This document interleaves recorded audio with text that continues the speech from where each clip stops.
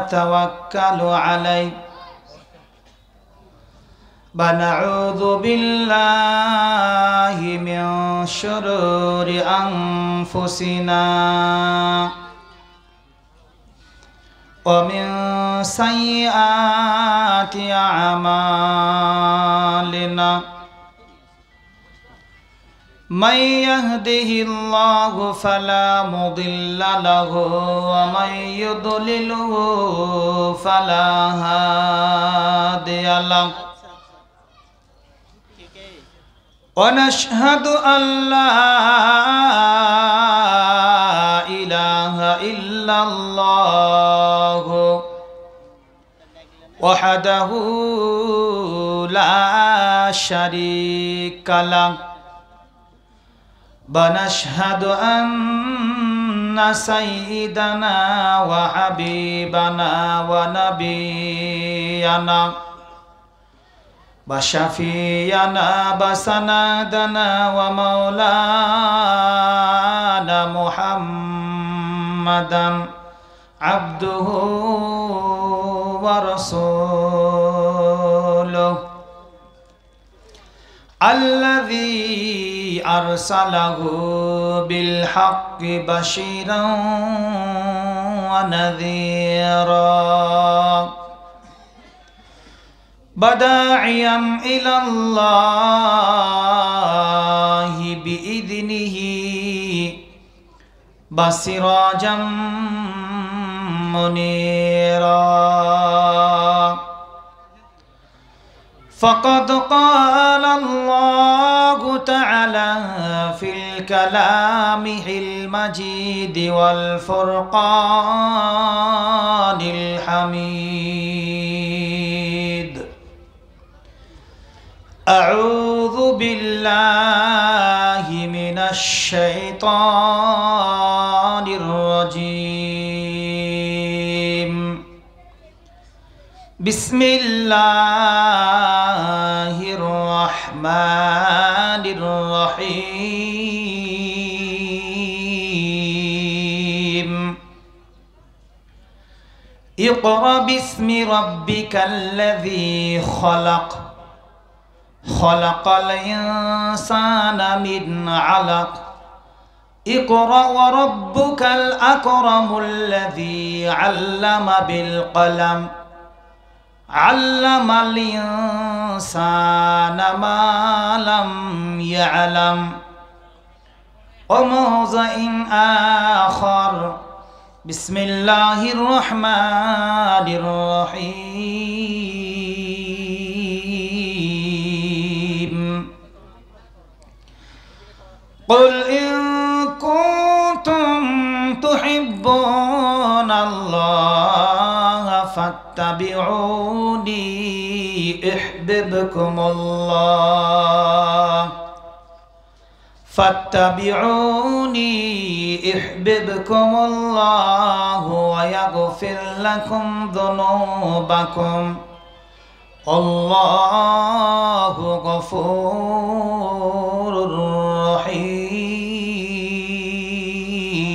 رحيم صدق الله العظيم وبه قال حدثنا عن أبي هريرة رضي الله تعالى عنه قال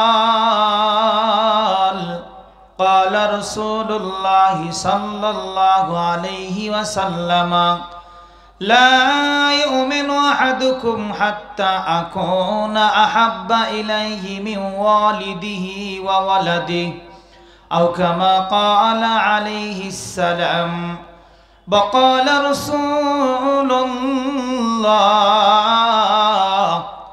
وقال رسول الله صلى الله عليه وسلم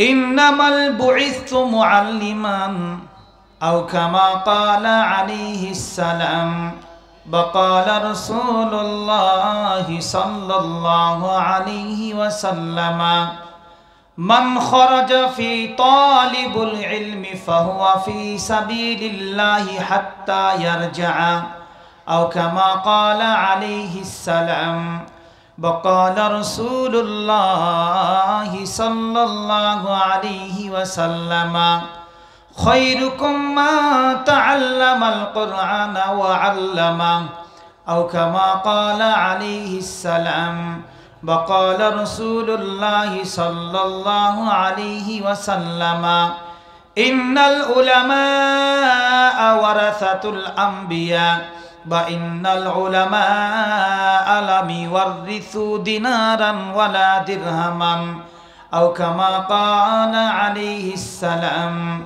بسم الله الرحمن الرحيم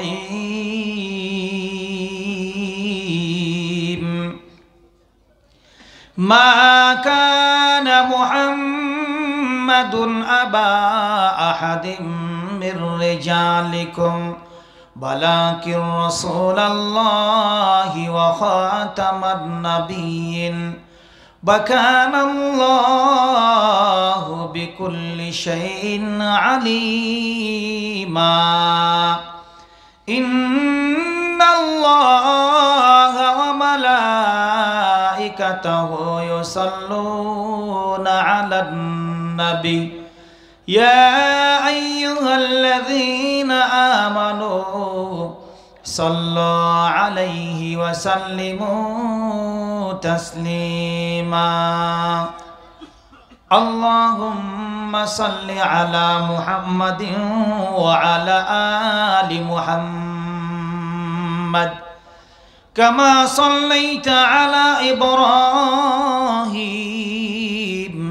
وعلى آل إبراهيم إنك حميد مجيد اللهم بارك على محمد وعلى آل محمد كما باركت على إبراهيم وعلى آل إبراهيم إنك حميد مجيد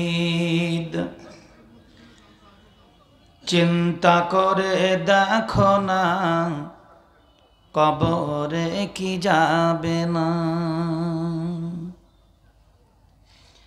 চিন্তা করে দেখো না কবরে কি যাবে না যেই কবরে আল্লাহ ছাড়া বন্ধু কেহ থাকবে না যেই কবরে আল্লাহ ছাড়া বন্ধু কেহ থাকবে না চিন্তা করে দেখো না কবরে কি যাবে না চিন্তা করে দেখো না কবরে কি যাবে না এ দুনিয়ার সবই পর কবর যে তোর আসল ঘর এ দুনিয়ার সবই পর কবর যে তোর আসল ঘর কেমন সে ঠাই থাকবে পড়ে কেমন সে ঠাই থাকবে পড়ে শুধুই মাটির বিছানা চিন্তা করে দেখো না কবরে কি যাবে না চিন্তা করে দেখো না কবরে কি যাবে না যেই কবরে আল্লাহ ছাড়া বন্ধ কেহ থাকবে না যেই কবরে আল্লাহ ছাড়া বন্ধ কেহ থাকবে না চিন্তা করে দেখো না কবরে কি যাবে না এ দুনিয়া ছাড়িয়া কোথায় যাবে ভাগিয়া এ দুনিয়া ছাড়িয়া কোথায় যাবা ভাগিয়া মরণ তোমায় লইবে ঘিরে মরণ তোমায় লইবে ঘিরে যতই কর বাহানা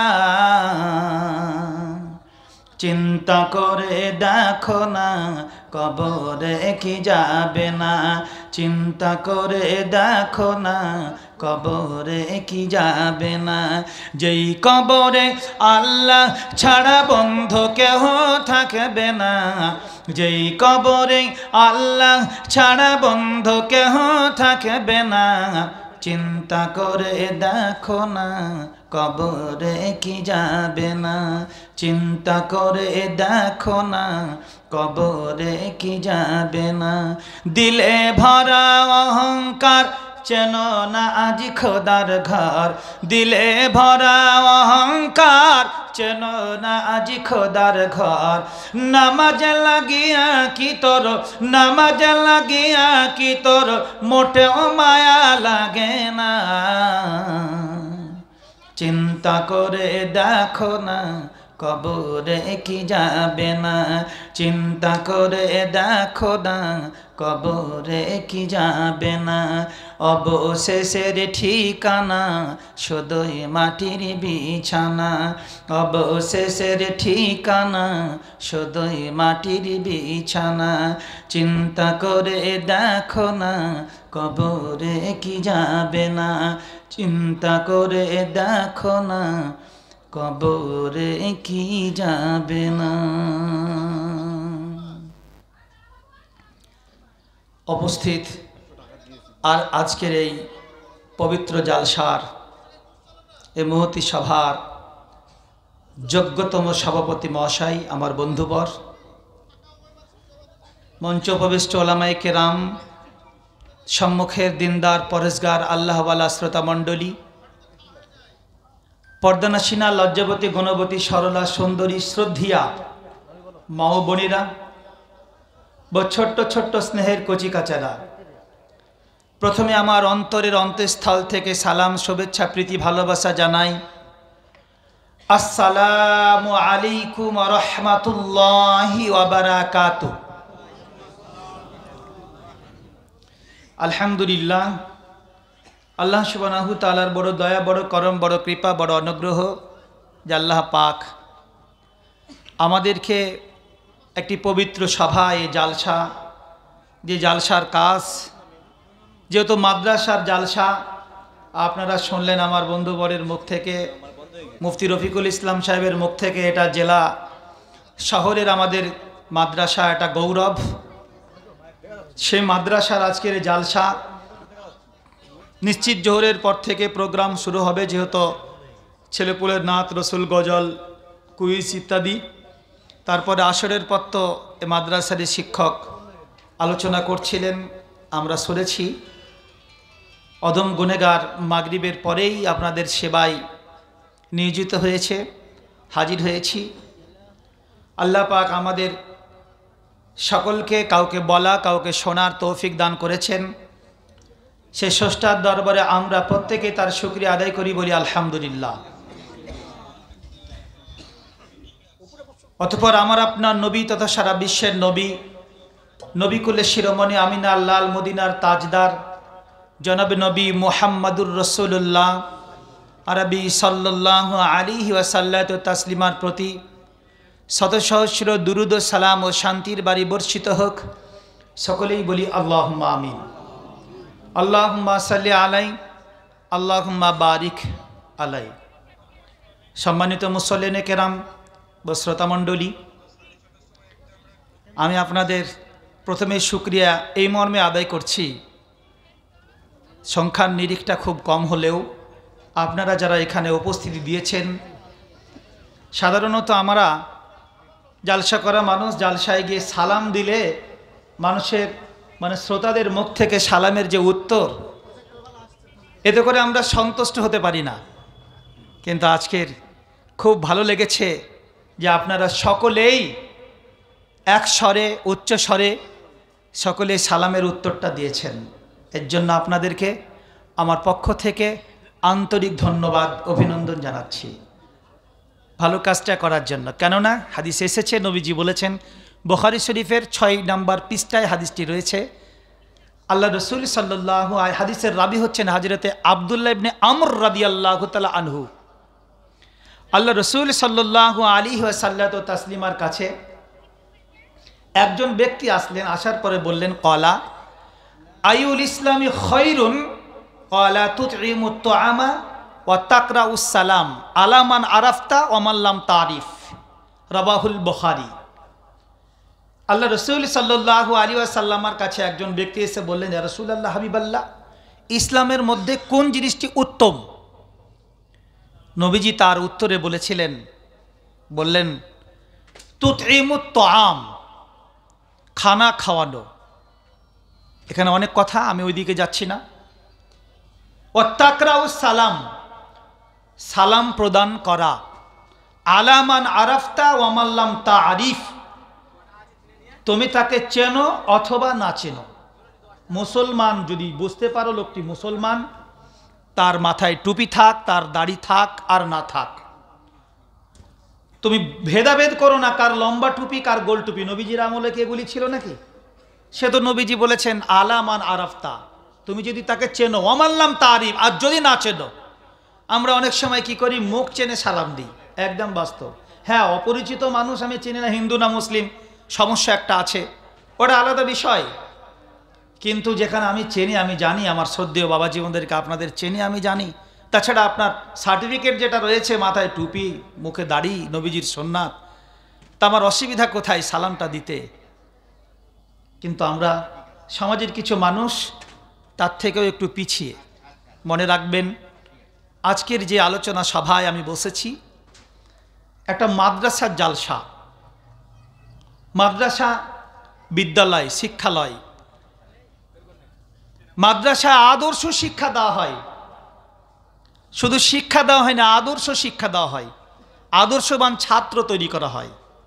আপনি যদি দেখেন মাদ্রাসার সঙ্গে যদি আপনার সম্পর্কটা মানে খুব গভীর হয়, নিগুড় হয়, তাহলে আপনি অবশ্যই বুঝতে পারবেন যে সত্যিকারের মাদ্রাসায় আদর্শবান ছাত্র তৈরি করা হয়, ছেলে তৈরি করা হয়। আমি মাদ্রাসার বিষয়ে একটু আলোচনা করে এগিয়ে নিয়ে যাব আমার বক্তব্য।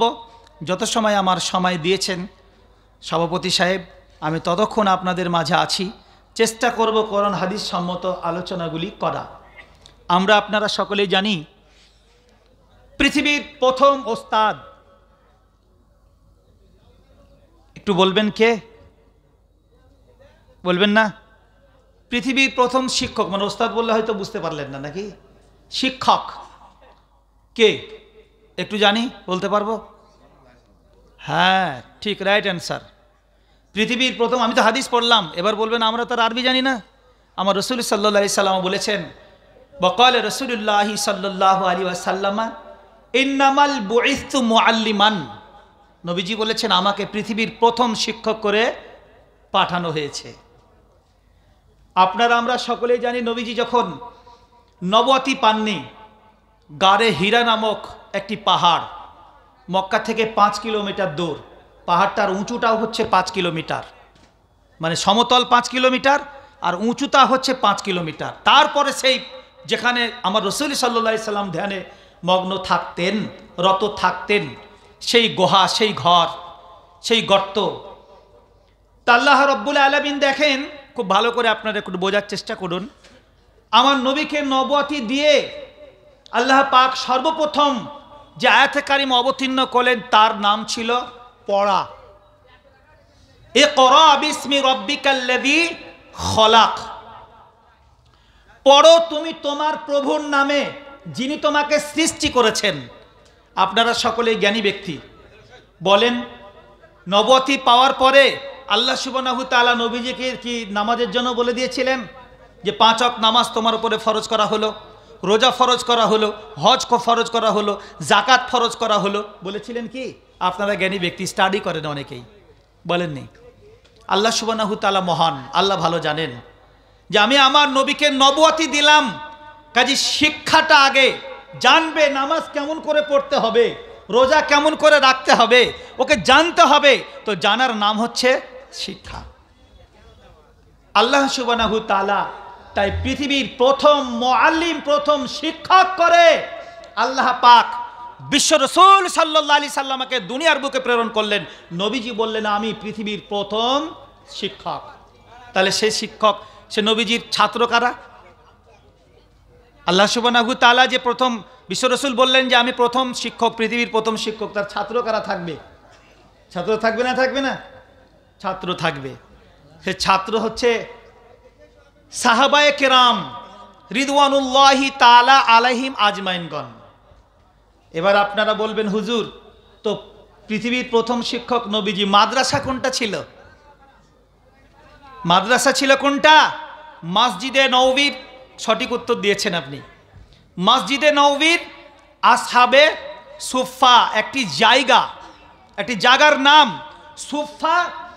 আসহাবে সুফা মানে 70 অথবা 80 জন সাহাবা তারা ছিলেন। তাদের বাড়ি ঘর কোনো কিছু ছিল না, তারা নবীজির কাছেই তারা থাকতেন, মসজিদে নববীতেই তারা থাকতেন। ওই আসহাবে সুফা যে জায়গাটা আপনারা জানেন যে শিক্ষার জায়গা, একটু যেমন আপনারা নিচে আছেন, এই স্টেজটা উঁচু করা হয়েছে কেন? যে এখানে শিক্ষকের অর্থাৎ ওলামায়ে কেরামেরা আসবেন, তারা বয়ান করবেন, আপনাদের শুনতে বুঝতে সুবিধা হবে। একই জায়গায় যদি হয়ে যেত এরকম করে দেখতে হতো, খুঁজে পাওয়া যেত না, তাই না? এর জন্য উঁচু করে দেওয়া হয়েছে একটু, যাতে বুঝতে সুবিধা হয়ে যায়, দেখতে সুবিধা হয়। তাই যেই জায়গাটায় মানে আল্লাহ রসুল সাল্লাল্লাহু আলাইহি সাল্লামা শিক্ষাদান দিতেন, সেই চৌবুতারা বলা হয়েছে সেই জায়গাটাকে। উঁচু একটি জায়গা, মদিনার মসজিদে নববীর ভিতরে 1 থেকে 100 ফিট মতো উঁচু করে সেই জায়গাটাকে তৈরি করা হয়েছে। আজও কিন্তু সেই জায়গাটা ওইভাবে করেই তৈরি করে রেখেছেন এবং গ্রিল দিয়ে সেই জায়গাটাকে ঘেরা করা আছে।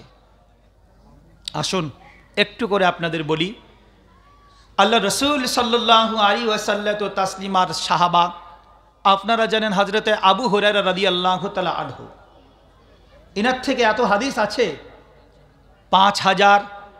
5374টা হাদিস আছে ইনার থেকেই। বাকি আর এত হাদিস কোনো সাহাবা থেকে নেই, মানে রিওয়ায়াত বর্ণনা এত হাদিস কোনো সাহাবা থেকে নেই। কেন? হযরত আবু হুরায়রা রাদিয়াল্লাহু তাআলা আনহুকে জিজ্ঞাসা করেছিলেন আরো অন্য সাহাবারা যে আপনার থেকে এত হাদিস আপনি এত মুখস্থ করেছেন, এত পাওয়া যায়, বা তাবেরা জিজ্ঞাসা করেছিলেন এত রিয়াত পাওয়া যায়, বর্ণনা পাওয়া যায়, আপনি বর্ণনা করেন। অথচ আবু বকর সিদ্দিক, উমর ফারুক আজম রাদিয়াল্লাহু তাআলা আনহুমা বিশিষ্ট সাহাবা তারা ছিলেন, তাদের থেকে তো কই এত হাদিস পাওয়া যায় না, আপনি এত হাদিস কি করে মুখস্থ করলেন? তিনি বলছেন যে আমাকে জিজ্ঞাসা করা হয়েছিল, তিনি তার উত্তরে বলেছিলেন, জগৎ সাথী ভাইরা তোমরা শোনো, আসলে মুহাজির আর আনসার আমার যারা আল্লাহ রসুল সাল্লাল্লাহু আলাইহি সাল্লামার 4 জন বিশিষ্ট খলিফা ছিলেন, তারা ব্যবসায় রত থাকতেন, ব্যবসার তাগাদায় বিভিন্ন জায়গায় তারা যেতেন। আর আমার ব্যবসাও ছিল না, কোনো কাজও ছিল না, আমার খুব অভাবের সংসার, অভাব ছিল প্রচুর। তাই আমি নবীজির দরবারেই থাকতাম, নবীজির দরবারেই সময় পাস করতাম, অতিবাহিত করতাম। আল্লাহ রসুল সাল্লাল্লাহু আলাইহি সাল্লাম যে কথাগুলি বলতেন সেগুলি আমি শুনতাম, মুখস্থ করতাম, কিন্তু আমার দুর্ভাগ্য নবীজির বলার পরেও আমার মুখস্থ হতো না, আমি মুখস্থ করতে পারতাম না। একদিন আল্লাহ রসুল সাল্লাল্লাহু আলাইহি সাল্লামকে আমি বললাম, ইয়া রাসূল আল্লাহ, হাবিব আল্লাহ, আল্লাহর নবী গো, আপনি যে কথাগুলি বলেন সেই কথাগুলি আমার মুখস্থ হয় না, আপনি যদি একটু মেহেরবানি করে আমার মুখস্থ করার একটু ব্যবস্থা করে দিতেন। এই হাদিসটা গত পরশু দিনও পড়ছিলাম। আল্লাহ রসুল সাল্লাল্লাহু আলাইহি সাল্লাম বললেন, আবু হুরায়রা, তোমার কাছে যে চাদরটা রয়েছে তুমি চাদরটা পাতো, এই চাদরটা তুমি পাতো। হযরত আবু হুরায়রা রাদিয়াল্লাহু তাআলা আনহু বললেন, আমি চাদরটা পাতলাম, ছাঁট করলাম চাদরটা, যেমন আঁচল বিছাই এইভাবে করে আমি চাদরটা পাতলাম। আল্লাহ রসুল সাল্লাল্লাহু আলাইহি সাল্লাম 2 হাত ভরে যেন কিছু দিলেন, 2 হাত ভরে নবীজি কিছু দিলেন, দিয়ে বললেন আমাকে, তুমি চাদরটাকে মুড়িয়ে নাও, গোছিয়ে তোমার বুকের সঙ্গে সিনার সঙ্গে চেপে ধরো। আমি তাই করলাম। তারপর থেকে আল্লাহ রসুল সাল্লাল্লাহু আলাইহি ওয়াসাল্লাম তাসলিমা যত হাদিস বলেছেন, যত কথা বলেছেন, একটাও আমি ভুলিনি, একটাও ভুলিনি। তো সুবহানাল্লাহ বলা যাবে না? বলেন, এটা একটু আস্তে নাকি?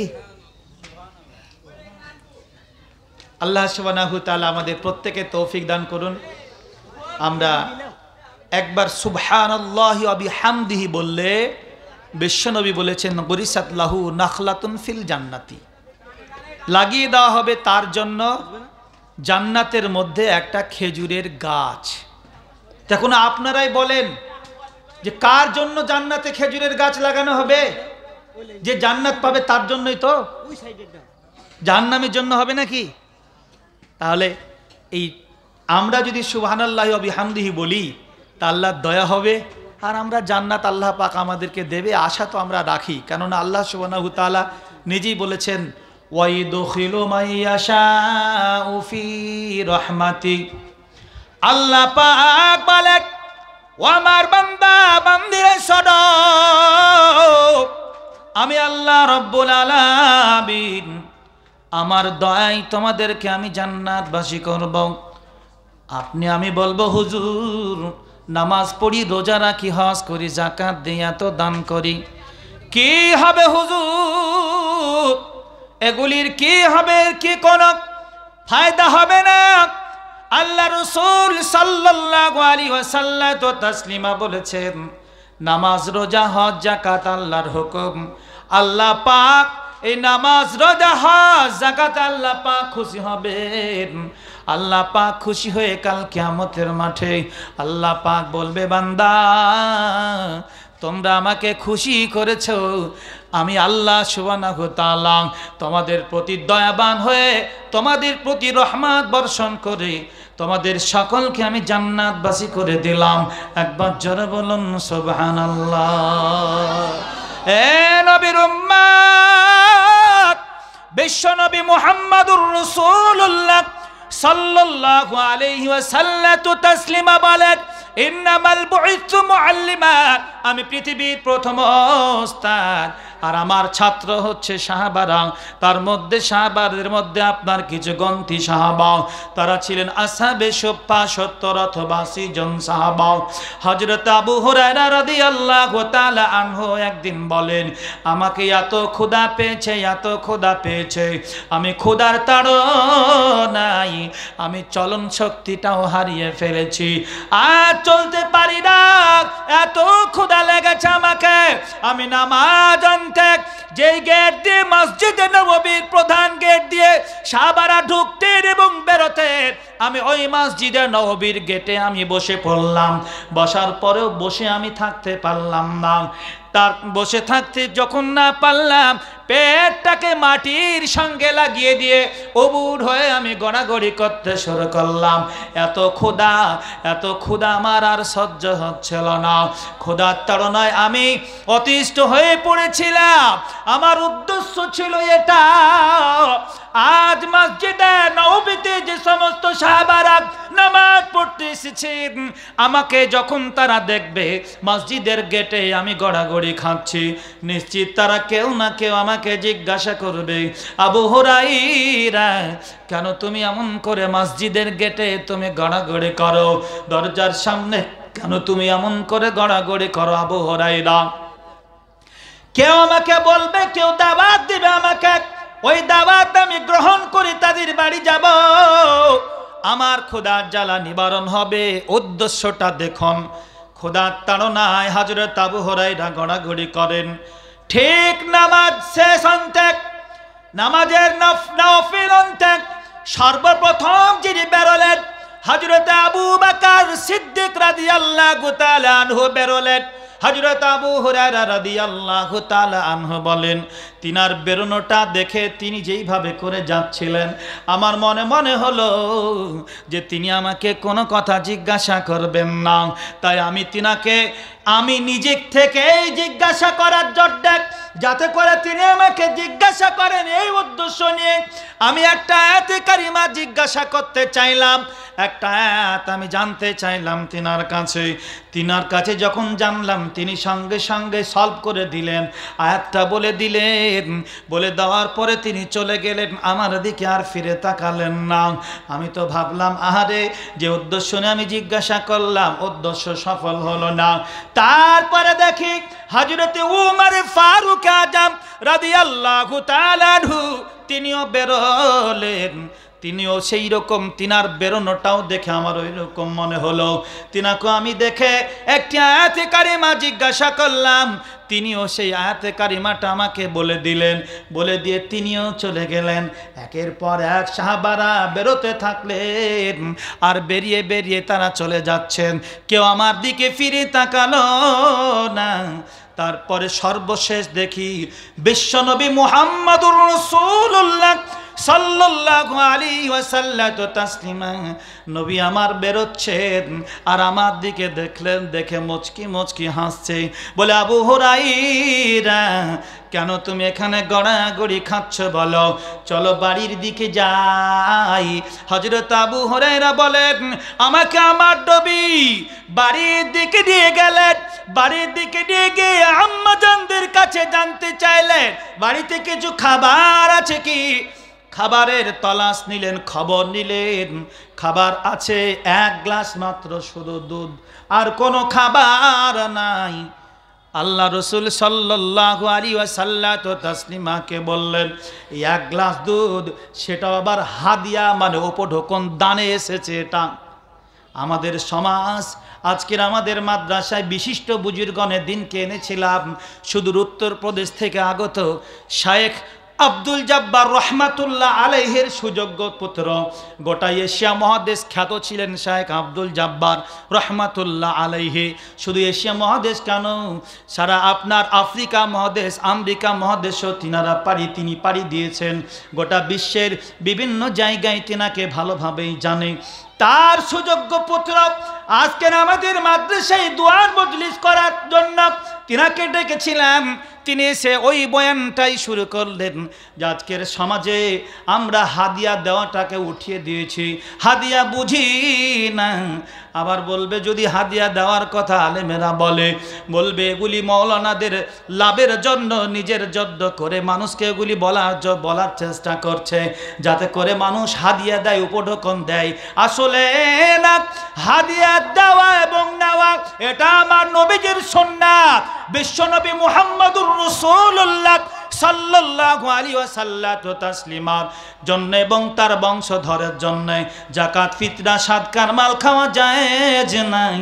কিন্তু আমার রাসূল সাল্লাল্লাহু আলাইহি ওয়াসাল্লামের বংশধরের জন্য যদি কেউ হাদিয়ার মাল পেশ করে, অর্থাৎ দান দেয়, তো অবশ্যই সেটা নেওয়া যাবে এবং দেওয়া নেওয়া জায়েজ আছে। এতে মানুষের সম্পর্ক সম্প্রীতি বাড়ে, এতে মহব্বত তৈরি হয়। আল্লাহ নবীর সাহাবা হযরত আবু হুরায়রা রাদিয়াল্লাহু তাআলা আনহু বলেন আমি যখন বিশ্ব নবীর বাড়ি গেলাম এক গ্লাস দুধ ছাড়া আর কিছু নাই। নবীজি আমাকে বললেন আবু হুরায়রা চলো যাই, আর তুমি যাও ওই আসহাবে সুফফাদের দিকে যাও, গিয়ে তাদেরকে ডেকে নিয়ে এসো। হযরত আবু হুরায়রা রাদিয়াল্লাহু তাআলা আনহু বলেন আমি এত ক্ষুধার্ত, দুধের গ্লাসটা দেখে আমি ভাবলাম যে হয়তো পান করা হবে। কিন্তু যখন নবীজি বললেন যাও আসহাবে সুফফাদের দিকে যাও, আমি ভেবে নিলাম আমার আর প্রথমবার পালি পড়বে না, প্রথমবারে খাওয়া হবে না।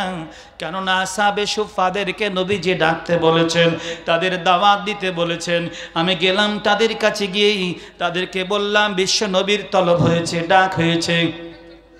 আল্লাহ রাসূল সাল্লাল্লাহু আলাইহি ওয়াসাল্লাম তাসলিম আমাকে বললেন তুমি সকল সাহাবাদেরকে, আসহাবে সুফফাদেরকে সারিবদ্ধভাবে বসিয়ে দাও, আর এই গ্লাসের পেয়ালাটা নাও, দুধের পেয়ালাটা নাও, নিয়ে তুমি একদিক থেকে পান করাতে শুরু করো। আমাকে বিশ্বনবী যতটা দুধের গ্লাসে যতটা দুধ দিয়েছিলেন, দুধের গ্লাসটা নিয়েই আমি বিসমিল্লাহির রহমানির রহিম বলে আমি দুধের গ্লাসটা দিয়ে শুরু করালাম পান করাতে। আসহাবে সুফফাদের দিয়ে প্রথম থেকে শুরু করলাম, একের পর এক বলে দিলাম আপনার পান করা হয়ে গেলে নেক্সট সাহাবাকে আপনি দিয়ে দেবেন। ঠিক তাই হলো, একের পর এক পান করতে লাগলেন তারাও। এমনভাবে পান করলেন, আপনারা জানেন দুধের অপর নাম কিন্তু হচ্ছে প্রোটিন। দুধ খেলে মানুষের ক্ষুধার জ্বালা নিবারণ হয়, ক্ষুধা দূর হয়। আপনার প্রচুর পরিমাণ ক্ষুধা পেয়েছে, আপনি 2 গ্লাস থেকে 3 গ্লাস যদি দুধ পান করে দেন, স্বাভাবিক কারণে আপনার ক্ষুধার জ্বালা দূর হয়ে যাবে। এখন কেউ পান করতে পারে না, ওটা তার ব্যক্তিগত ব্যাপার, ওটা অ্যাসিড হয়ে যায়, তার ব্যক্তিগত ব্যাপার। আর একটা কথা আপনাদের বলি, দুধ পান করা যদি কোনো মানুষ রাত্রিবেলায় স্বপ্নকালে দেখে, রাত্রিবেলায় দুধ পান করছে বেশি বেশি পরিমাণে, যত পরিমাণ দুধ পান করবে, নবীজি বলেছেন এই স্বপ্নের তাবির হচ্ছে এটা যে তত পরিমাণ সে ইলম হাসিল করবে, শিক্ষা অর্জন করবে। একবার জোরে বলুন বলুন সুবহানাল্লাহ। এটা ভাগ্য, সবার ভাগ্যে জুটবে না, সবাই রাত্রিবেলায় স্বপ্নে দেখবে না আমি বেশি বেশি পরিমাণে দুধ পান করছি। কি দেখবে রাত্রিবেলায় স্বপ্নে যুগে দেখবে প্রচুর পরিমাণে গরুর গোস্ত খাচ্ছি আমি, সকালবেলায় দেখবে পেট ভোট ভার করছে, পেটে ট্রাবল হয়ে গেছে, এগুলি শয়তানি ধোঁকা।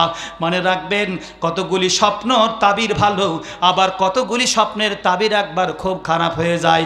আমার আব্বাজান ভাইয়েরা, আল্লাহর নবীর সাহাবা হযরত আবু হুরায়রা রাদিয়াল্লাহু তাআলা আনহু বলেন, আমি একদিক থেকে সকল সাহাবাদের ওই দুধের পেয়ালাটা একের পর এক প্রত্যেকের কাছে ফিরতে লাগলো, যেতে লাগলো।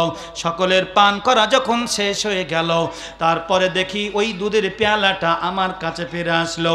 আমি দেখলাম যতটা দুধ ছিল দুধের পেয়ালাই ততটাই দুধ থেকে গেছে। একবার জোরে বলুন সুবহানাল্লাহ। আল্লাহর নবী, আল্লাহু আকবার, আল্লাহু আকবার, জিন্দাবাদ জিন্দাবাদ। আল্লাহর নবীর সাহাবা হযরত আবু হুরায়রা রাদিয়াল্লাহু তাআলা আনহু বলেন, আমি দুধের পেয়ালাটা নিয়ে গ্লাসটা নিয়ে বিশ্বনবীর দিকে গিয়ে দিলাম। আমার নবী মুহাম্মদুর রাসূলুল্লাহ সাল্লাল্লাহু আলাইহি ওয়াসাল্লাম দুধের গ্লাসটা নিয়ে এমন যেন ভঙ্গিমা করলেন, এমন ভান করলেন যে নবীজি দুধটা পান করবে, এই রকম করলেন। আমি ভাবলাম তাহলে আমার আর এখন হবে না, নবীজির পরেই হয়তো হবে, এই রকম চিন্তা। তারপরে দেখি বিশ্ব রাসূল আমার দিকে দুধের পেয়ালাটা এগিয়ে দিয়ে বললেন, আবু হুরায়রা প্রচুর ক্ষুধা পেয়েছে তোমার, যার জন্য তুমি লটাপটা করছিলেন, এই নাও দুধের পেয়ালা নাও, আর যত পারো তুমি পান করে নাও এই দুধের পেয়ালা থেকে। হযরত আবু হুরায়রা রাদিয়াল্লাহু তাআলা আনহু বলেন, আমি দুধের গ্লাস নিলাম, নেওয়ার পরে বিসমিল্লাহ বলে পান করতে শুরু করলাম। দুধ পান করতে করতে পেট যখন আমার পূরণ হয়ে গেছে, ক্ষুধার জ্বালা দূর হয়ে গেছে, আমি দুধের পেয়ালাটা বিশ্ব রাসূল সাল্লাল্লাহু আলাইহি ওয়াসাল্লাম দিকে ফিরিয়ে দিলাম। আমার নবী বললেন, আবু হুরায়রা আরো তোমার লাগবে, আরো তুমি পান করো দুধ নিয়ে। আমাকে আবারও দুধের পেয়ালাটা দেওয়া হলো, আমি আরো পান করতে লাগলাম। আমার যতটা প্রয়োজন ছিল এত পরিমাণ পান করেছি, আমি এত পরিমাণ পান করেছি যে আমি যদি একবার আ করে দেখাতাম ওপর থেকে দেখতে পাওয়া যেত কতটা দুধ পান করেছি আমি। আল্লাহ নবীর কাছে আমি দুধের গ্লাসটা এগিয়ে দিলাম। বিশ্বনবী বলে, ও আবু হুরায়রা আরো লাগবে কি তোমার? লাগলে পান করো। বলে, রাসূলুল্লাহ হাবিবাল্লাহ, আল্লাহ নবী গো আর লাগবে না, আমি প্রচুর পরিমাণে পান করেছি রাসূল, আমি প্রচুর পরিমাণে খেয়ে নিয়ে দুধ পান করে নিয়েছি। আমার আব্বাজান ভাইরা, ওই নবী মুহাম্মদুর রাসূলুল্লাহ সাল্লাল্লাহু আলাইহি ওয়াসাল্লাম তাসলিমা বলেন, ইন্নামাল বুইসতু মুআল্লিমান, আমি পৃথিবীর প্রথম ওস্তাদ। আমার ওস্তাদ কেউ না, আমার ওস্তাদ একমাত্র হচ্ছেন আমার আল্লাহ। পৃথিবীর কোন মানুষের কাছে আমার নবী শেখেন নেই। আল্লাহ পাক বলেন, আল্লামাল ইনসানা মা লাম ইয়ালাম, আমি ওই শিক্ষা দিয়েছি যেটা তুমি জানতে না, আমি শিক্ষা ব্যবস্থা করে দিয়েছি তোমার জন্য যেটা তুমি জানতে না। নবীজি যেটা জানতেন না সেটা আমার আল্লাহ সুবহানাহু তাআলা জানিয়ে দিয়েছেন। আমার আল্লাহ পাক নবীজির ওস্তাদ। পৃথিবীর কোন মানুষ যদি বিশ্ব রাসূলের ওস্তাদ হয়ে যেত, মনে রাখবেন আপনারা আজকের দিনে স্টেজে বসে আছি আমরা, আমারও শিক্ষক আছেন, আপনারা আমাকে শ্রদ্ধার নজরে হয়তো দেখছেন। আমার ওস্তাদ আসলেন, আসার পরে বলছেন, জানেন যে এই ছেলেটা বক্তব্য রাখছে আপনাদের সম্মুখে, ওটার কেউ না, ওটা আমার ছাত্র। বলুন তো ওই শিক্ষকের মর্যাদা আমার থেকে বেশি না বেশি নয়? তো একটু মর্যাদা বেশি হবে স্বাভাবিক, এটা শিক্ষা। সেই শিক্ষাগত যোগ্যতায় যত এগিয়ে যাক না কেন, যত উন্নত হোক না কেন ছাত্র, শিক্ষক শিক্ষকই। আমার এই ভাইজান দুজন যারা বসে রয়েছেন, দুজনই আমার বন্ধু, দুজনে আমার মাদ্রাসার শিক্ষক ছিলেন, দীর্ঘদিন তারা শিক্ষকতা করেছেন আমাদের মাদ্রাসায়। আমাদের মাদ্রাসার একজন ছাত্রের কথা ইতিপূর্বে আজকের দিনের যিনি সভাপতি মুফতি রফিকুল ইসলাম সাহেব বললেন, আইনাল হকের খবরটাকে একটু বলবেন ভাই? বলে হুজুর আইনাল হক। আপনারা শুনবেন ওই আইনাল হক যে আমাদের মাদ্রাসার প্রথম ছাত্র, মাদ্রাসা থেকে আলিফ বা তা সা থেকে পড়ে সূরাতুল ফাতিহা থেকে নিয়ে সূরা নাস পর্যন্ত মুখস্থ করেছিল আমাদের মাদ্রাসাতে। সেখান থেকে নিয়ে মেমারি যাওয়ার পরে মেমারি থেকে দারুল উলুম দেওবন্দে গিয়ে ফার্স্ট ক্লাস ফার্স্ট, এবং গোটা এশিয়া মহাদেশের মধ্যে খ্যাত ওই আইনাল হক আজকের মেমারি মাদ্রাসার শিক্ষক, মেমারি মাদ্রাসার বুখারী শরীফের দার্স দিচ্ছেন সেই আইনাল হক। মনে রাখবেন, যতই মেমারি মাদ্রাসার দার্স দেখ না কেন, এটা আমাদের গর্বের বিষয়। আমি ইনামুল যদি সেই জায়গায় পৌঁছে যায়, ওকে বলতে বাধ্য, বলতেই হবে এটা আমার ওস্তাদ। কথা ঠিক না? এ মুসলমান, একবার ভাবুন, আমার নবী মুহাম্মদুর রাসূলুল্লাহ সাল্লাল্লাহু আলাইহি ওয়াসাল্লাম তাসলিমা পবিত্র জবানে বলেছেন, রে জগতের মানুষ, একটু প্রাণ খুলে শোনো তোমরা। আল্লাহ রসুল সাল্লাল্লাহু আলাইহি ওয়াসাল্লাম তাসলিমার একজন সাহাবার নাম হচ্ছে আবু দারদা রাদিয়াল্লাহু তাআলা আনহু। তিনি বসে আছেন কোথায়? দামেস্কের মসজিদে দামেস্কের মসজিদে তিনি বসে আছেন। হঠাৎ করে মদিনাতুল মুনাওয়ারা থেকে একজন ব্যক্তি মসজিদে নববী থেকে, অর্থাৎ মদিনাতুল মুনাওয়ারা থেকে তিনি দামেস্কের মসজিদের দিকে রওনা দিলেন। ওই সাহাবার কাছে যখন গেলেন, তিনাকে খবর দেওয়া হলো, হুজুর আপনার কাছে একজন ব্যক্তি এসেছেন। বলে কোথা থেকে? মদিনাতুল মুনাওয়ারা থেকে এসেছেন তিনি।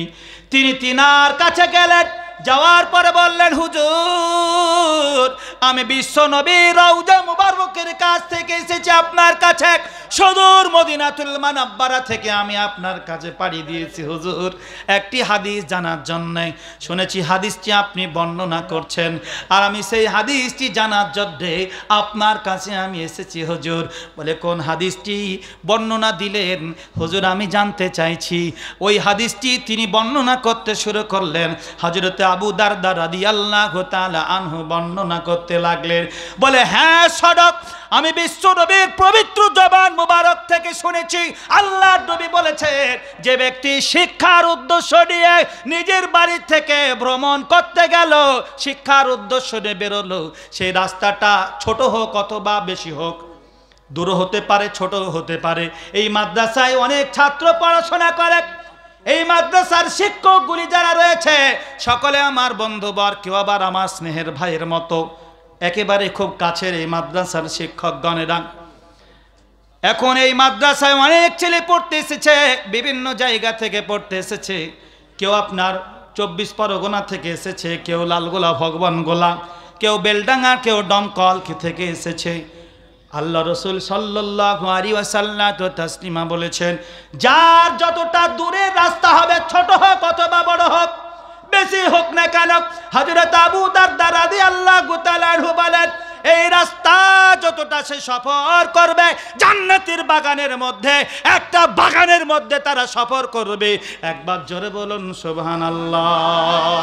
রে নবীর উম্মত, পৃথিবীর কোন ছাত্র, পৃথিবীর কোন মানুষের জন্য এমন বয়ান আমার নবী বলেন যে তুমি শিক্ষা অর্জন করতে যাবে, তুমি জান্নাতের রাস্তার মধ্যে থাকবে, এমন কথা পৃথিবীর কোনো মানুষের জন্য বলা হয়নি। একমাত্র তোলাবাই ইলম, যারা ইলমে দ্বীন সংগ্রহ করার জন্য, ইলমে দ্বীন শিক্ষার জন্য যারা বেরিয়ে যায়, আল্লাহ রসুল বলেছেন তারা যেন জান্নাতের রাস্তায় থাকে। আর শুধু তাই নয়, আল্লাহ পাক তাদের এত মর্যাদা বাড়িয়ে দিয়েছেন, এত মর্যাদা বাড়িয়ে দিয়েছেন।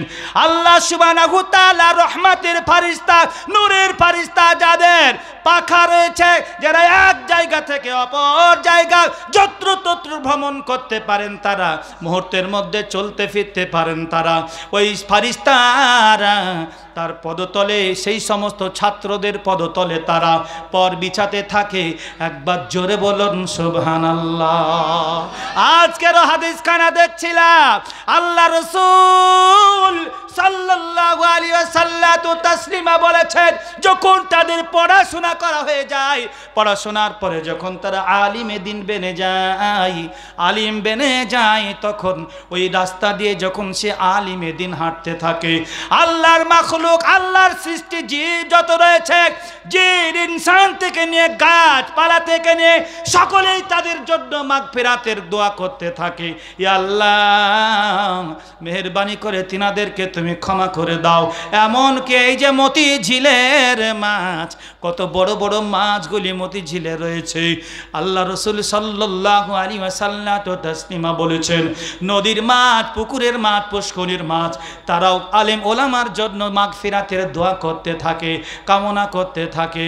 আল্লাহ সুবহানাহু তাআলা তাদের মর্যাদাকে তুমি বেশি বেশি পরিমাণে বুলন্দ করে দাও। আল্লাহ তাদেরকে তুমি ক্ষমা করে দাও। একবার জোরে বলুন সুবহানাল্লাহ। এ নবীর উম্মত, বিশ্বনবী মুহাম্মদুর রাসূলুল্লাহ সাল্লাল্লাহু আলাইহি ওয়াসাল্লাম তো তাসলিমা। আসুন আর একটা হাদিস আপনাদের শোনাবো, বুখারী শরীফের হাদিস।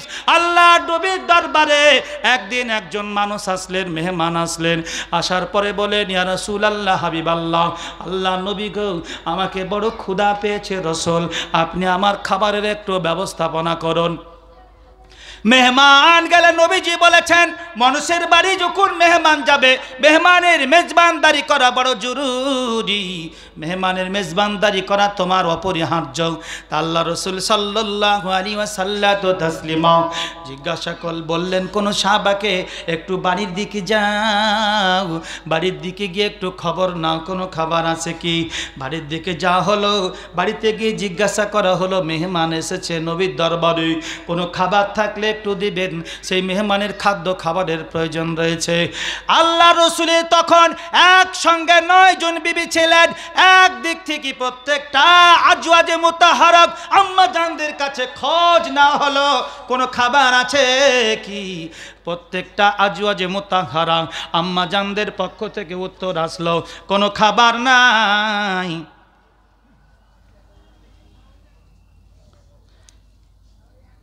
কোনো খাবার নাই, এমনকি এক মুষ্টিও, একটা খেজুরের আঁঠিও পর্যন্ত নাই। এমন কথা শুনে আল্লাহ রাসূলের দরবারে আসা হলো। আল্লাহ নবী বললেন, বলো কি খবর, খাবার কি পাওয়া গেছে নাকি? বলে, ইয়া রাসূলুল্লাহ, বাড়িতে কোনো খাবার নাই। আল্লাহ নবী বললেন, ও সাহাবারা, উপস্থিত সাহাবাকে লক্ষ্য করে বললেন, তোমাদের মধ্যে কে আছো, কে কোন ব্যক্তি আছো বলো, আজকের আমার মেহমানের তোমরা মেজবানদারি করাবে, এমন কোন সাহাবা থাকলে তোমরা খাড়া হও। একজন সাহাবা দাঁড়িয়ে বলেন, ইয়া রাসূলুল্লাহ, হাবিবাল্লাহ, আল্লাহ নবী গো, আপনি অনুমতি দিলে আজকের আপনার মেহমানকে আমার বাড়ি আমি নিয়ে যাব। নবীজি বললেন, যাও যাও যাও, আমি নবী অনুমতি দিলাম, তুমি তাকে তোমার বাড়িতে নিয়ে যাও। সেই সাহাবাটার নাম ছিল তালহা রাদিয়াল্লাহু তাআলা আনহু। আল্লাহ নবীর সাহাবা, তিনি তিনাকে নিয়ে, মেহমানকে নিয়ে বাড়িতে পৌঁছালেন। বাড়িতে পৌঁছে বিবিকে একটু আলাদা করে ডাকলেন। বিবিকে ডাকার পরে বলে, বিবি, মেহমান এসেছে, আমি খুব ভালো করে বলছো মেহমানের রাসূল বাড়িতে পা রেখেছে, তাই বাড়িতে কোনো খাবার থাকলে আজকের মেহমানের মেজবানদারি করা লাগবে, কেননা এটা নবীজির মেহমান আমাদের বাড়িতে এসেছে, আমাদের জন্য বড় সৌভাগ্য, বড় পাওয়া। আল্লাহর নবীর সাহাবা যখন বললেন, তার প্রিয়তমা পত্নী, জীবন সঙ্গিনীকে যখন বললেন, স্বামী গো, আমার বাড়িতে আজকের তেমন তো কোনো খাবার নাই, মেহমান এসেছে, বড় ভাগ্য, তবে তুমি আর আমি আর আমাদের ছোট্ট ছেলেটা, তিনজন আমরা কোনো ক্রমে, আমি কোনোভাবে একটা খাবারের ব্যবস্থাপনা করতে পেরেছি। আমার তো মনে হয়েছিল যে একটা খাবার বাচ্চাটার জন্য আমরা বাচ্চাটাকে দিয়ে দেব, আর দুজনা দুই পাশে বসে সেখান থেকেই 1-2 টুকরো রুটি টুকরা ভেঙে নিয়ে তুমি এক টুকরা আমি এক টুকরা খেয়ে জল পান করে রাত্রিটা অতিবাহিত করব। আজ আমাদের বড় ভাগ্য, বড় পাওয়া, আমাদের বাড়ি যখন মেহমানের রাসূল এসেছে, আমাদের জন্য বড় সৌভাগ্য, আমাদের ভাগ্য ফলে গেছে। তখন বিবিকে স্বামী বলছে, বিবি তোমাকে আমি একটু পরামর্শ দিই, তুমি শোনো। বলে কি পরামর্শ দেবে বলো? বলে ওই খাবারটা মেহমানকে আজকের দিয়ে দিতে হবে। বাচ্চাটা যখন এসে মা বলে ডাকবে, তোমার কাছে যখন আর্তনাদ করবে, খাবার জন্য যখন অনুরোধ করবে, বলবে, তুমি বলবে মা, তুমি বলবে বেটা, মাথায় হাত বোলাবে আর বোঝাবে, খাবারের বিষয়টা নিয়ে তুমি তুলে ধরবে, বোঝাবে। দেখবে একটা সময় বাচ্চার মাথায় হাত বোলার কারণে বাচ্চাটা অটোমেটিকলি তন্দ্রা পাবে, ঘুমিয়ে পড়বে। রাত্রিটা অতিবাহিত হয়ে গেলে আমরা সকালবেলায় খাবারের ব্যবস্থাপনা কিছু করব। ও বিবি রে, তুমি আজকের ওই খাবারটা মেহমানের জন্য মেহমানকে দিয়ে দেবে। মেহমানকে যখন আমি মেহমানকে সঙ্গে নিয়ে খেতে বসবো, ঠিক তেমনি সময়ে মেহমানের সম্মুখে যখন খাবার বাড়া হয়ে যাবে, তুমি প্রদীপটা যে জ্বলবে, ওই প্রদীপটাকে তুমি নিভিয়ে দেবে, কোনো বাহানা করে নিভিয়ে দেবে। আমি বলবো কি হলো, প্রদীপ নিভলো কেন? তাহলে বোঝা গেল এটা মাগরিবের পরেরই খাবার ছিল, কেননা রাত্রির খাবার না হলে দিনের বেলা প্রদীপ কিন্তু জ্বালাতে হয় না। আর তখন তো আপনার প্রদীপের ব্যবস্থাপনা ছিল, ইলেকট্রিক ব্যবস্থাপনা ছিল না। তাই তুমি যখন প্রদীপ নিভিয়ে দেবে, আমি বলবো প্রদীপ কি করে নেভালো, তাড়াতাড়ি করে জ্বালানোর ব্যবস্থাপনা করো। বললেই হবে না, জ্বালানোর জন্য সময় লাগবে, কারণ বাড়িতে তো আগুন নাই, অন্যের বাড়ি যেতে হবে আগুন আনতে। আমরা ছোটবেলায় দেখেছি, আমরা গ্রামের মানুষ, গ্রামে বসবাস করি, আজও গ্রামে বসবাস করি। ছোটবেলায় মা বলতো, বেটা আগুন নিয়ে অপরের বাড়ি থেকে আগুন আনতে যেতে হবে। আগুন এনে দিয়েছি, কতদিন আগুন এনে দিয়েছি। আর আমরা দেখেছি, লক্ষ্য করেছি, ওই আগুন এক বাড়ি থেকে আর এক বাড়ি আনতে গিয়ে অনেকের বাড়িতে আগুন লেগে চৈত্র বৈশাখ মাসে আপনার পুড়ে ভস্ম হয়ে গেছে। তখন টাটির বাড়ি, আপনার কি বলে এরকম খড়ের বাড়ি ছিল মানুষের। আজ আল্লাহ কত সুখ দিয়েছেন, প্রত্যেকের বাড়িতে লাইটার, ফাইটার, গ্যাসটার, আপনার ম্যাচিস, এমন একটা বাড়ি নাই যে নাই। কিন্তু সেই জামানার কথা আপনাদের বলি, বিশ্বনবী মুহাম্মদুর রাসূলুল্লাহ সাল্লাল্লাহু আলাইহি ওয়াসাল্লামের সাহাবা বলে দিলেন বিবিকে, তাই করা হলো, খাবার পরিবেশন করা হলো। আর তেমনি ভাবে আগুনটা মানে প্রদীপটাকে নিভে দেওয়া হলো পরিকল্পিতভাবে। স্বামী বলে, বিবি প্রদীপ নিভে গেল কিভাবে? তাড়াতাড়ি করে জ্বালাও তুমি। বললেই হবে না, আগুন আনতে যেতে হবে, সময় একটা লাগবে, যেই কথাটা আমি বলছিলাম। আর ওই ফাঁকে আমি খাবার অভিনয় করে আমি বাহানা করে আমি চলে যাব, আর মেহমানের দিকে আমার খাবারটা আমি মেহমানের দিকে ঠেলে দেব। মেহমান যাতে বুঝতে না পারে যে আমার সঙ্গে যিনি খাচ্ছেন আমার মেজবান, তিনি খাচ্ছেন না, এটা যেন বুঝতে না পারে।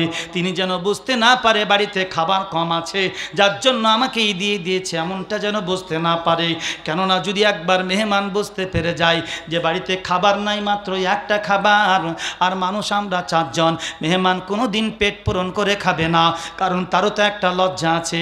আমার আব্বাজান ভাইরা, আল্লাহ রসুলের সাহাবারা দিনকে কত ভালোবাসতেন, আল্লাহ রসুলকে কত ভালোবাসতেন, কত মোহাব্বত করতেন তারা।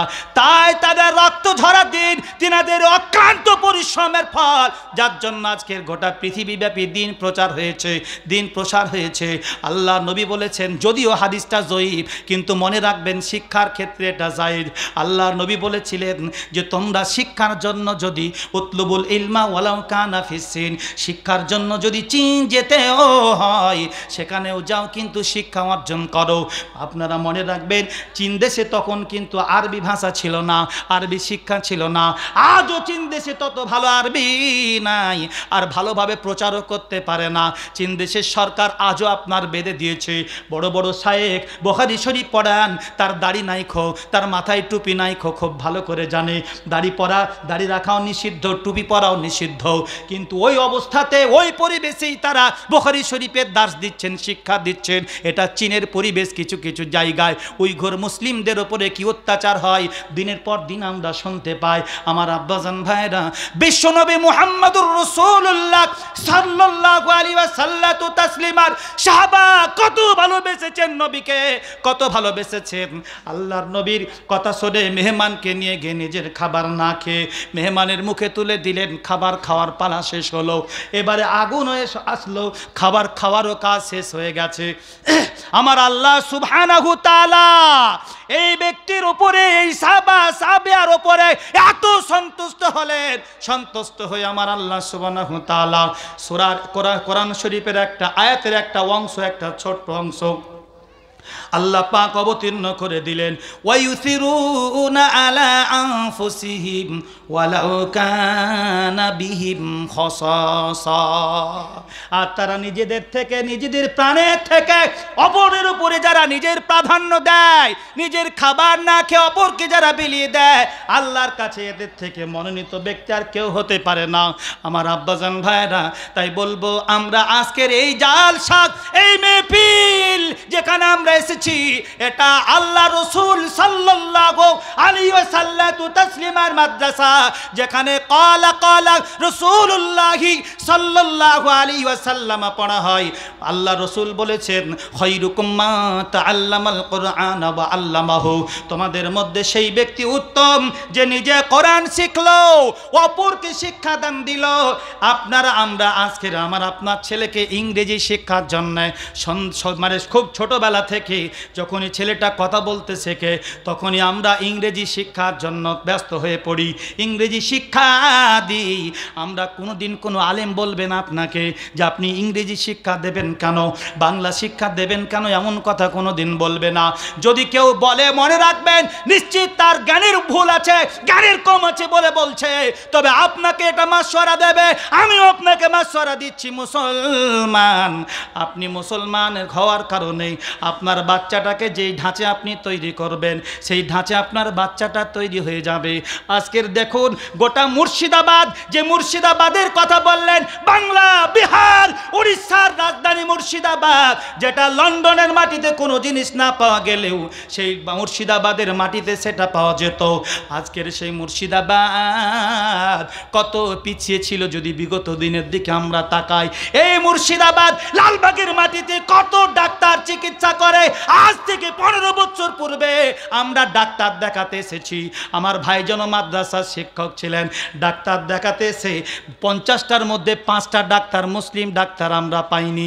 কিন্তু আজকের দিনে আপনি দেখুন গোটা মুর্শিদাবাদে, যে আপনার গোটা পশ্চিমবঙ্গে যে মানে ছাত্ররা আপনার বেশি পেয়েছে, কি বলছে আপনার নিট পরীক্ষা দিয়ে যারা কোয়ালিফাইড করেছে, যারা উত্তীর্ণ হয়েছে, তার মধ্যে আপনার অর্ধেক পার্সেন্ট কাছাকাছি, অর্ধেক আপনার মুর্শিদাবাদের ছেলেরা আপনার পেয়েছে। একবার জোরে বলুন সুবহানাল্লাহ।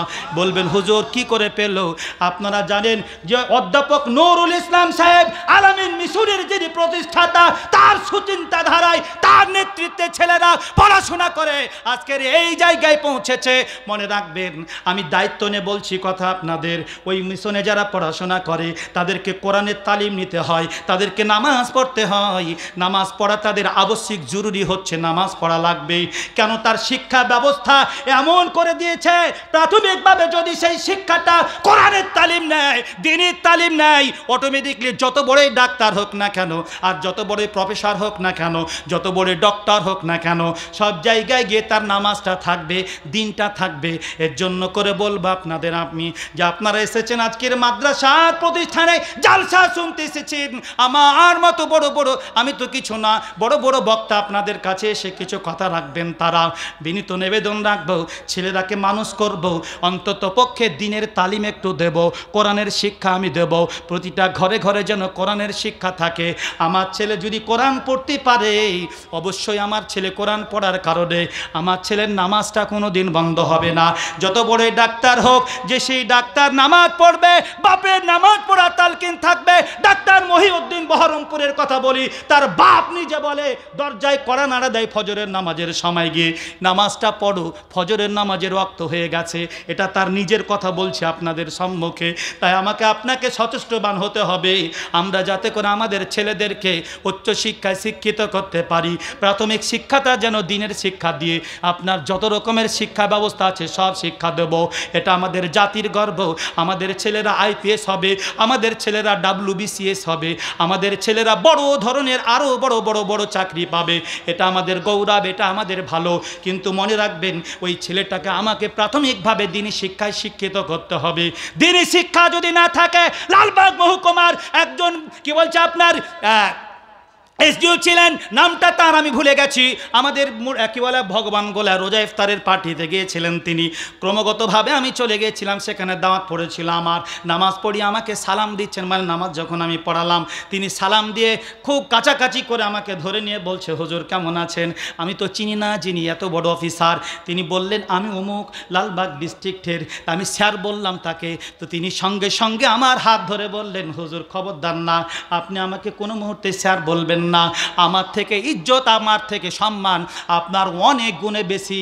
আমি তো জগতের শিক্ষায় শিক্ষিত হয়ে আমি চাকরি পেয়েছি হুজুর, আপনি এহ জগৎ পর জগৎ দুই জগতের শিক্ষায় শিক্ষিত হয়ে আপনি লাভবান হয়েছেন হুজুর, খবরদার আমাকে স্যার বলে আপনি ছোট করবেন না। বাস্তব বলছি আমার আব্বাজান ভাইরা, তাই আসুন আমরা অন্তত পক্ষে আমাদের ছেলেদেরকে তৈরি করি, যে ছেলেরা তৈরি হয়ে আমার আপনার জন্য দোয়া করতে পারবে, রব্বির হামহুমা কামা রব্বায়ানি সগীরা।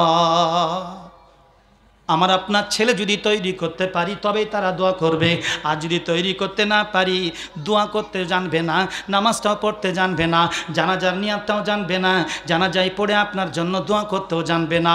আল্লাহ পাক আমাকে আপনাকে তৌফিক দান করুন, আমরা সকলে যেন সেই মতো করে আমাদের ছেলেদেরকে মানুষ করতে পারি, মাদ্রাসার ওপরে লক্ষ্য রাখতে পারি, মাদ্রাসার সঙ্গে সম্পর্ক রাখতে পারি, আলিমে দ্বীনকে ভালোবাসতে পারি। নবীজি বলেছেন, শেষ কথাটা বলে ইনশাআল্লাহ বক্তব্য ইতি করব, কারণ 8টা আমার সময়।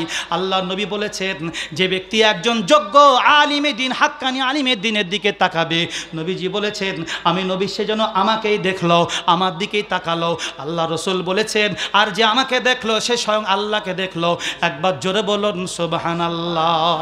রে জগতের মানুষ, এর জন্য করে বলবো আলিমে দ্বীনের সঙ্গে সম্পর্ক ভালো রাখুন, তাদের কাছে মাসলা মাসাইল শিক্ষা অর্জন করুন, জ্ঞান বৃদ্ধি হবে, যেটা না জানা জিনিস আপনি জানতে পারবেন। এর জন্য সম্পর্কটা আপনাকে মাদ্রাসার ওলামাদের সঙ্গে রাখতে হবে। আল্লাহ পাক আমাদের প্রত্যেকে তৌফিক দান করুন, একবার জোরে বলুন আল্লাহুম্মা আমিন। সম্মানিত, হ্যাঁ 8:45 না,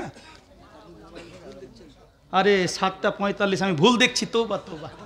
আমি তো সেটাই বলি যে কি ব্যাপার, আমাকে সময় দিয়েছে 2 ঘন্টা, আবার হুজুর আমাকে মানে ভাইজান আবার হঠাৎ করে আমাকে টাইম ধরিয়ে দিচ্ছে, তো আমি বুঝতে পারছি না।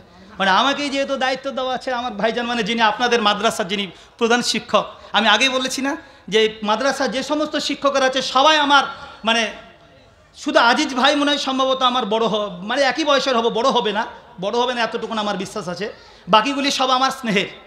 তো তিনার সঙ্গে এসে আলোচনা হয়েছে, যা বলার তিনি আমাকে বলে দিয়েছেন যে হুজুর আপনাকে আলোচনা, ভাইজান আপনাকে আলোচনা করতে হবে, আর একদম পাগড়িও প্রদান হবে, সেই মতো করে বলেছে। তা আমি একদম ভুল দেখেছি, এটা আমার মিস্টেক, যার জন্য আমি আলোচনাকে খুব ছোট ছোট করতে যাচ্ছি।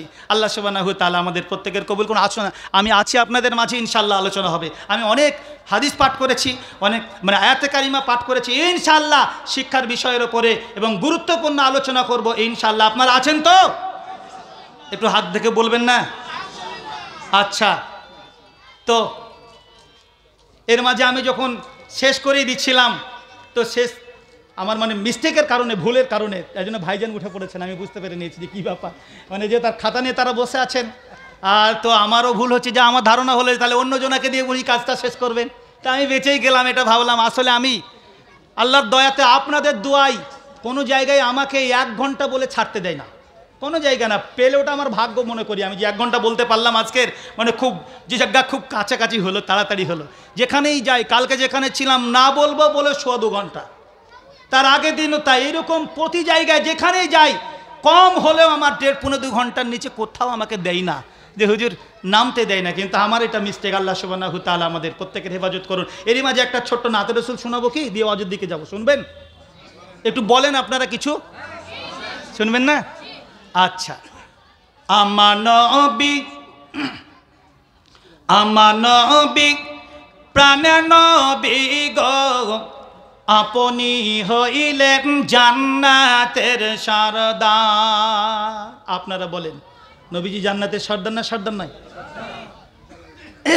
আমার নবী দয়া নবী গো আপনি হইলেন উম্মতের কান্ডার আমার নবী দয়া নবী গো আপনি হইলেন জান্নাতের সরদার আমার নবী মায়া নবী গো আপনি হইলেন উম্মতের কান্ডার যে দেখেছে আপনাকে ধন্য সে জীবন পূর্ণ সে দিও দেখা জীবনে একবার যে দেখেছে আপনাকে ধন্য সে জীবন পূর্ণ সে দিও দেখা জীবনে একবার আমার নবী প্রাণ নবী গো আপনি হইলেন জান্নাতের সরদার আমার নবী মায়া নবী গো আপনি হইলেন উম্মতের কান্ডার কিয়ামতের এই কঠিন দিনে ইয়া নাফসি নাফসি বলিবে আপনি ছাড়া কে করিবে পার কিয়ামতের এই কঠিন দিনে ইয়া নাফসি নাফসি বলিবে আপনি ছাড়া কে করিবে পার আমার নবী প্রাণ নবী গো আপনি হইলেন জান্নাতের সরদার আমার নবী মায়া নবী গো আপনি হইলেন উম্মতের কান্ডার দর আরবের মরর দেশে আসিলেন আপনি আলো হয়ে দূর হলো জগতের আধার দূর আরবের মরর দেশে আসিলেন আপনি আলো হয়ে দূর হলো সব জগতের আধার আমার নবী দয়া নবী গো আপনি হইলেন জান্নাতের সরদার আমার নবী মায়া নবী গো আপনি হইলেন উম্মতের কান্ডার আমার নবী দয়া নবী গো আপনি হইলেন জান্নাতের সরদার আল্লাহু আকবার আল্লাহু আকবার জিন্দাবাদ জিন্দাবাদ আমি আপনাদের সম্মুখে একাধিক হাদিস পাঠ করেছি আমার রাসূল সাল্লাল্লাহু আলাইহি ওয়াসাল্লাম তো তাসলিমা বলেছেন ও মুমিন মুসলমান লা ইউমিনু আহাদুকুম হাত্তা আকুনা আহাব্বা ইলাই তোমাদের মাঝে তোমাদের মধ্যে অত সময় পর্যন্ত কেউ মুমিন হতে পারবে না ঈমানওয়ালা হতে পারবে না যতক্ষণ পর্যন্ত তোমরা তোমাদের নাফস তোমাদের বিবি বাচ্চা তোমাদের সন্তান সন্ততি এমন করে পৃথিবীর মানব অপেক্ষা যতক্ষণ পর্যন্ত তোমরা আমাকে মহব্বত করতে না পারবে আমার প্রতি সম্পর্ক স্থাপন করতে না পারবে আমার সঙ্গে গভীর ভালোবাসা স্থাপন করতে না পারবে অতক্ষণ পর্যন্ত কেউ তোমরা মুমিন হতে পারবে না সুবহানাল্লাহ বলবেন না কোন দিকে কান দিতে লেগেছেন একটু আমার দিকে তাকান আপনাদের আর আমার সঙ্গে এখন সুসম্পর্ক থাকতে হবে যদি না থাকে না তা আপনারা বসে আছেন ভাবছেন কখন আর একটা বক্তা উঠবে তো মনে করেন এখন তো 1 ঘন্টা তারপরে একটা বক্তা উঠবে জি এই দেখেন পাগড়ি দিবে পাগড়ির কথা আপনাদের দারুণ করে শোনাবো আমি তো ওই হাদিসটা পাঠ করেছি শোনালাম পাগড়ির কথা আপনাদের শোনাবো পাগড়ির কত বড় গুরুত্ব ইনশাআল্লাহ শোনাবো এই হাদিস শোনাবো মনে রাখবেন কোনো জায়গায় কোনো এমন কোনো কথা বলি না যেগুলি কোরআন হাদিসে নাই, বলে ভাং বলে সমাজকে মানে আপনার ভুল ভাল বুঝাতে চাই না। কোরআন হাদিস একটু পড়ি আর সঠিক বার্তাটা মানুষের সম্মুখে দিতে চাই, যাতে আপনারা কিছু পান, আমি নিজে যাতে তারপর আমল করতে পারি এবং গোটা সমাজ তার উপর আমল করতে পারে।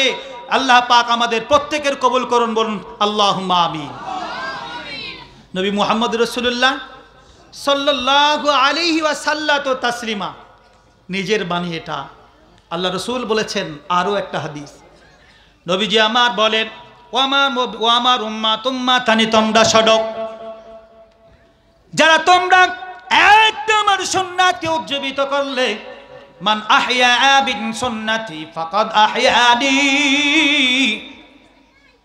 যে আমাকে আমার একটা সুন্নাতকে উজ্জীবিত করলো, জিন্দা করলো, সে যেন আমি নবী, আমাকে জিন্দা করলো, আমাকে ভালোবাসলো। ওমান আহইয়ানি কানা মাই ফিল জান্নাত। আল্লাহ রাসূল সাল্লাল্লাহু আলাইহি ওয়াসাল্লাম বলেন, যে আমাকে ভালোবাসলো, আমার সঙ্গে মহব্বত করলো, সম্পর্ক রাখলো, সেই ব্যক্তি আমার সঙ্গে কাল কিয়ামতের মাঠে জান্নাতে যাবে। একবার জোরে বলুন সুবহানাল্লাহ। আপনারা বলুন, আমরা নবীর সঙ্গে জান্নাতে যেতে চাই না, চাই না? আমার রাসূল সাল্লাল্লাহু আলাইহি ওয়াসাল্লাম তো তাসলিমার শাফাত চাই না, চাই না? আমরা বলুন, কাল কিয়ামতের মাঠে কঠিন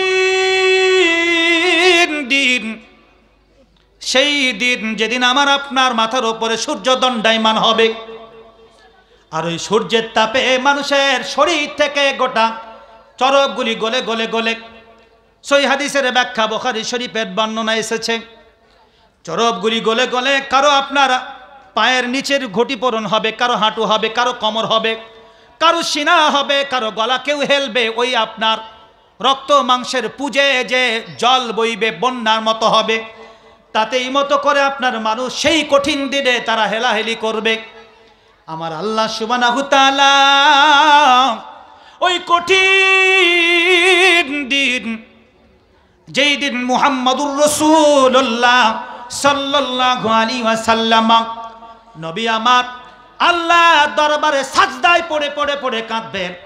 আমার নবী আজ থেকে 1400 বছর পূর্বেও নবীজি কেঁদেছেন, আজও কাঁদেন মদিনায়। কাল কিয়ামতের মাঠেও সেই কঠিন দিন বিশ্ব নবী কাঁদবেন, গুনাহগান উম্মতের মায়া। একবার ভাবুন, বিশ্বনবী মুহাম্মদুর রাসূলুল্লাহ সাল্লাল্লাহু আলাইহি ওয়াসাল্লাম তো তাসলিমা, নবী আমার সেই কঠিন দিনে আল্লাহ দরবারে যখন সাজদায় পড়ে পড়ে কাঁদবেন, মাবুদ গো, তুমি আমার উম্মতকে, গুনাহগার উম্মতকে তুমি জাহান্নামে দিও না। এত কাঁদবেন, এত কাঁদবেন আমার আল্লাহ সুবহানাহু তাআলা।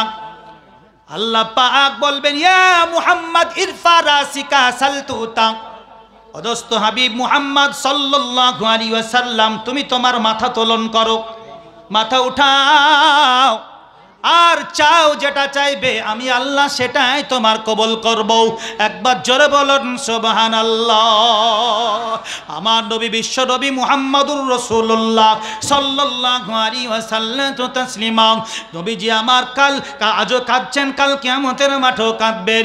এই গুনাহগার উম্মত কেমন আমার জান্নাতবাসী হবে রে নবীর উম্মত, আমাদের চোখের পানি আসে না। যেই নবীর আগের গোনাও মাপ, পেছনের গোনাও মাপ, ডানের গোনাও মাপ, বামের গোনাও মাপ, যে নবীকে আল্লাহ সুবহানাহু তাআলা জান্নাত না দিলে পৃথিবীর কোনো মানুষকে জান্নাতবাসী করবেন না, সেই নবী মুহাম্মদুর রাসূলুল্লাহ সাল্লাল্লাহু আলাইহি ওয়াসাল্লাম তো তাসলিমা নামাজ পড়ে পড়ে পড়ে পড়ে সারা রাত্রি ধরে নামাজ আদায় করতে করতে আল্লাহ রসুলের কদম মুবারকগুলি ফুলে ফুলে যেত। আম্মা জান আয়েশা সিদ্দিকা রাদিয়াল্লাহু তাআলা আনহা বলেন, আমি দেখেছি নবীজির নামাজ বেশি বেশি পড়ার কারণে পুরো পা মুবারক ফুলে ফুলে যেত। আল্লাহ নবী এত কাঁদতেন, এত কাঁদতেন, নবীজির চোখগুলি ফুলে যেত। সেই নবী মুহাম্মদুর রাসূলুল্লাহ সাল্লাল্লাহু আলাইহি ওয়াসাল্লাম বলেছেন, যে চোখ কাঁদে আল্লাহর ভয়ে কাঁদে, আল্লাহকে রাজি খুশি করার জন্য কাঁদে, ওই চোখ কোনোদিন জাহান্নামে যাবে না। আমার আব্বাজান ভাইরা, আমার নবী আরো বলেছেন, দুধ, যে গাভী থেকে আমরা দুধ দহন করি, যে দুধের কথা আমি একটু পূর্বে আলোচনা করলাম, নবীজি বলেছেন দুধ যদি থানের থেকে দুধ স্তন থেকে দুহে নিলে ওটা আর ওই স্তনের ভিতরে পুরা সম্ভব নয়, পুরা হয় না, ঢোকাতে পারবে না তার ভেতরে। আল্লাহ নবী বলেন যদিও সম্ভব হয়, হতে পারে যদি কোনো রকম পদ্ধতিতে সেটাকে ভরে দিতে পারে, কিন্তু মনে রাখবেন যে চোখ কাঁদে আল্লাহর ভয়ে কাঁদে, শুধু আল্লাহকে রাজি খুশি করার জন্য কাঁদে, ওই চোখকে আল্লাহ পাক কোনোদিন জাহান্নামে দেবে না। আমার আব্বাজান ভাইরা আসুন তো বলি, আমরা কজন চোখের পানি আমরা ফেলাই বিপদে যখন পড়ি, মুশকিল যখন হয়, কঠিন ব্যথা যখন হয়, ওই ব্যথার সময় আমরা চোখের পানি ফেলাই, আর এমনিতে আল্লাহর দরবারে দুখানা হাত তুলে রোনাজারি করি না, চোখের পানি ফেলা তো আমরা পারি না।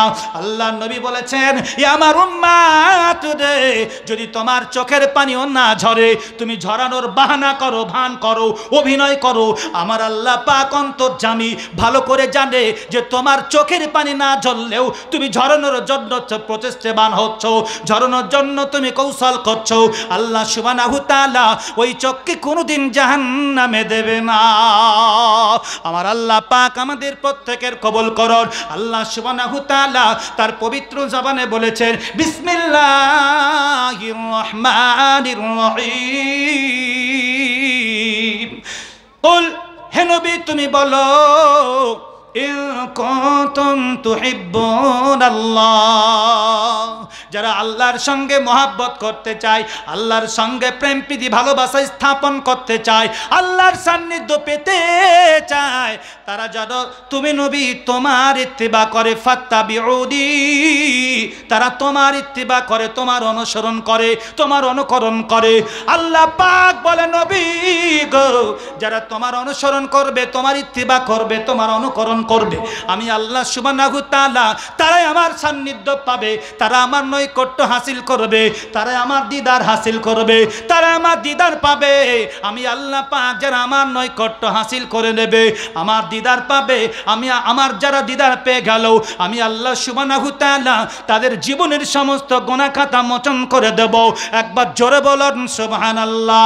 আল্লাহ পাক বলে ও আমার বান্দা বান্দি রে, আল্লাহ সুবহানাহু তাআলা বড় দয়াশীল, আল্লাহ পাক বড় ক্ষমাশীল। আল্লাহ পাক বলেন ওহুয়াল গফুরুর রহিম, আল্লাহ পাক বড় ক্ষমাশীল, আল্লাহ পাক বড় দয়াশীল। আল্লাহ পাক এই বান্দাকে আল্লাহ পাক জাহান্নামে আল্লাহ দেবে না। নিজেদের কৃতকর্মের ফলে আমরা যদি জাহান্নামের পথ প্রশস্ত করে দিই, আমার আল্লাহর কিছু করার থাকবে না। আল্লাহ পাক আমাদের প্রত্যেকের কবুল করুন। আমরা আমাদের জীবনটা অতিবাহিত করব আমার আল্লাহর হুকুম, আমার নবীজির তরিকা অনুযায়ী জীবন অতিবাহিত করব।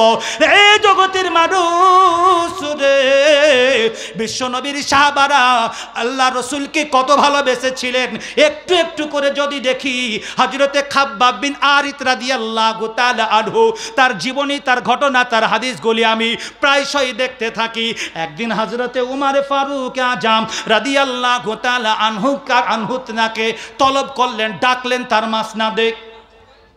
হযরতে খাব্বাব বিন আরিত রাদিয়াল্লাহু তাআলা আনহু তিনার মাসনাদে গেলেন, আর তিনার মাসনাদে গিয়ে তিনার মাসনাদেই তাকে পাশে বসিয়ে নিলেন।